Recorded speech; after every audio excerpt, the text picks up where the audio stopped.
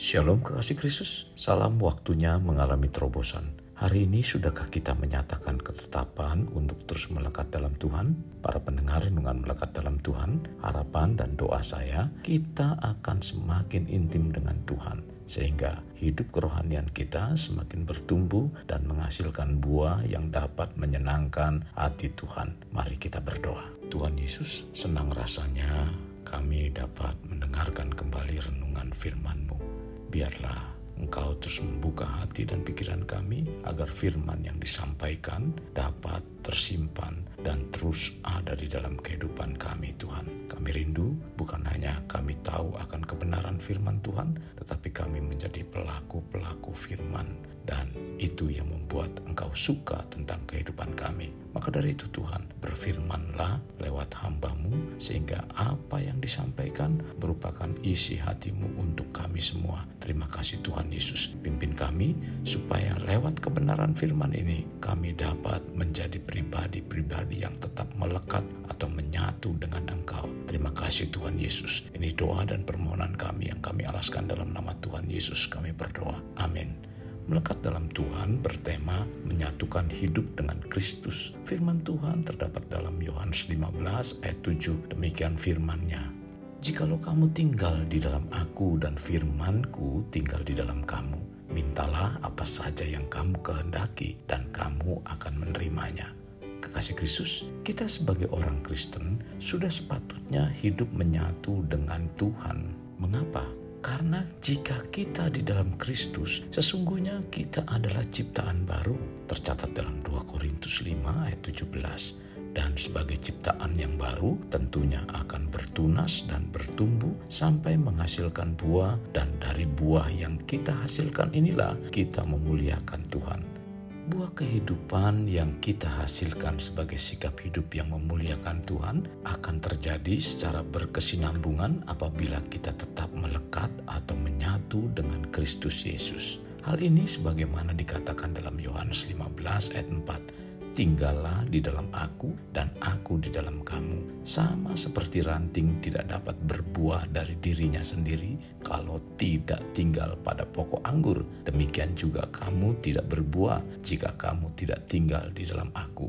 Tuhan Yesus mengungkapkan kerinduannya dalam ayat ini agar murid-muridnya menyatukan hidup dengan Dia. Kesatuan ini dikerjakan melalui Roh Kudus, tercatat dalam 1 Korintus 12 ayat 13. Hal ini harus dilakukan oleh kita sebagai milik Kristus agar kita hidup tidak dalam daging, melainkan dalam roh sebagai milik dari Kristus. Tercatat dalam Roma 8 ayat 9-10. Inilah alasan mengapa menyatukan hidup dengan Kristus itu penting. Kekasih, sehubungan dengan menyatukan hidup dengan Kristus, banyak orang Kristen memiliki sikap hidup yang tidak jelas, yaitu saat berada di dalam gereja terlihat begitu rohani, tetapi kehidupannya begitu duniawi, tak kalah mereka kembali menjalankan kehidupan sehari-harinya. Menyatukan hidup dengan Tuhan sesungguhnya membawa hidup kerohanian kita terus bertumbuh, dan hidup yang kita jalani seharusnya tidak dapat dipengaruhi oleh keadaan yang di luar.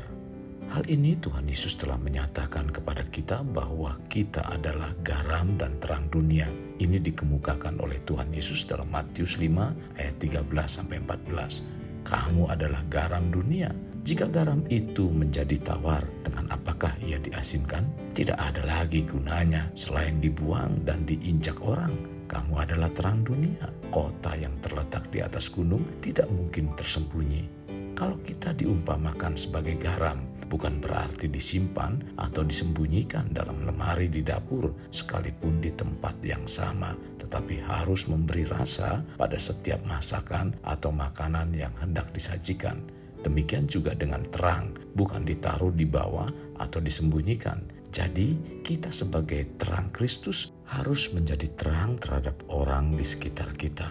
Bahkan orang-orang yang tidak percaya harus merasakan dampak dari kehadiran Kristus dalam hidup kita di segala aspek. Kita bukan hanya mengetahui Yesus, tetapi kita juga harus menghidupi pribadi Kristus Yesus dalam kehidupan kita.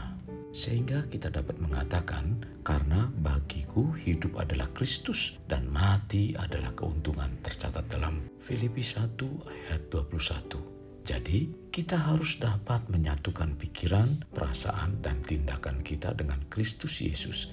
Hal ini akan terjadi bila kita menyatukan hidup dengan Kristus, dan Rasul Paulus menyampaikan kebenaran ini dalam 1 Korintus 2 ayat 16. Sebab siapakah yang mengetahui pikiran Tuhan sehingga ia dapat menasihati dia, tetapi kami memiliki pikiran Kristus.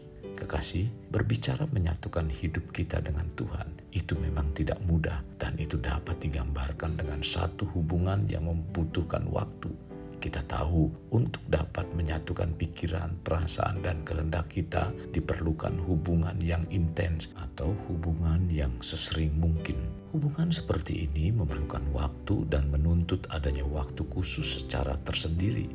Alkitab dalam memberi gambaran hubungan kita sebagai umatnya dengan Allah beragam. Ada digambarkan seperti ranting dan pokok anggur. Dan untuk memberikan perbandingan dalam memahami konsep hubungan kita dengan Allah, Yesus mengumpamakan atau menggambarkan kita gerejanya sebagai mempelai perempuan, di mana Kristus adalah mempelai laki-laki, tercatat dalam Yohanes 3 ayat 29. Perjumpaan mempelai laki-laki dan mempelai perempuan disebut pernikahan, di mana di dalam pernikahan dua orang yang memiliki komitmen perjanjian untuk menyatukan hidup mereka mengenai dua menjadi satu, sebagaimana dinyatakan dalam Kejadian 2 ayat 24. Keintiman semacam itu melibatkan waktu pribadi yang dihabiskan antara satu dengan lainnya. Inilah yang disebut menyatukan hidup dengan Tuhan. Kekasih Kristus berbicara menyatukan hidup. Alkitab juga menggambarkan hubungan antara ayah dan anak. Hubungan yang dekat antara orang tua dan anak adalah di mana mereka memiliki waktu pribadi yang spesial untuk dihabiskan bersama-sama. Menghabiskan waktu pribadi dengan orang yang dicintai menyediakan kesempatan untuk dapat benar-benar mengenal orang itu. Menghabiskan waktu pribadi dengan Allah tidaklah jauh berbeda. Ketika kita memiliki waktu pribadi bersama Allah, kita semakin dekat dengannya dan mengenalnya. Inilah yang dikatakan menyatukan hidup dengan Tuhan. Allah menginginkan waktu pribadi bersama kita. Dia menginginkan hubungan yang intim dengan kita. Terlebih di saat-saat kita dalam keadaan bermasalah. Contoh, saat Nabi Elia sedang menyendiri di goa, Tuhan menemui Elia untuk pergi ke sungai dan memberi makan melalui burung gagak. Tercatat dalam 1 Raja-Raja 17 ayat 3-4. Daud bersekutu dengan Tuhan saat melarikan diri dari Saul, dan masih banyak tokoh-tokoh Alkitab lainnya. Menyatukan kehidupan dengan Tuhan, menghabiskan waktu bersama Tuhan, menyingkirkan gangguan-gangguan, masalah, kesulitan, halangan-halangan, kekhawatiran-kekhawatiran yang muncul dari pikiran, sehingga kita dapat berfokus pada Tuhan dan mendengarkan firman-Nya.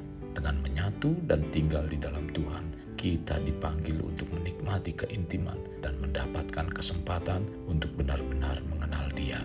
Kekasih Kristus, mari kita alami terobosan hidup. Untuk mengalaminya, mulailah dengan mengenal prinsip-prinsip kerajaan Allah serta menjadi warga kerajaan. Kita berdoa, Tuhan terima kasih buat kebenaran firman-Mu yang Tuhan berikan pada hari ini. Sungguh memotivasi kami Tuhan, agar kami bisa membawa kehidupan kami untuk menyatu dengan Engkau, sehingga kami dapat mengerti apa yang menjadi pikiran-Mu dan perasaan-Mu. Maka dari itu Tuhan pimpin kami, supaya kami senantiasa mempunyai waktu pribadi dengan Engkau, yang mana kami benar-benar dapat menyingkirkan gangguan-gangguan yang membuat kami hilang hubungan dengan Engkau Tuhan. Pimpin kami Tuhan, supaya kami dapat membawa kehidupan kami untuk terus menyatu dengan Engkau. Terima kasih Tuhan buat kebenaran firman-Mu pada hari ini. Ini yang menjadi kerinduan kami setiap saat, agar lewat inilah nama Tuhan dipermuliakan. Dalam nama Tuhan Yesus kami berdoa. Amin. Kasih Kristus, mari kita akhiri dengan mengedakan kedatangan kita. Terimalah anugerah berkat dari Allah Bapa, kasih sayang daripada Yesus Kristus, dan persekutuan dengan Roh Kudus yang mencurahkan berkat secara rohani, berkat secara jasmani, dan berkat secara ekonomi, di mana berkat Abraham, berkat Ishak, berkat Yakub dicurahkan dan dilimpahkan dari saat sekarang sampai Maranatha tiba, dalam nama Tuhan Yesus. Amin. Sampai jumpa di renungan berikutnya. Tuhan Yesus memberkati. Jangan lupa like, share, dan subscribe.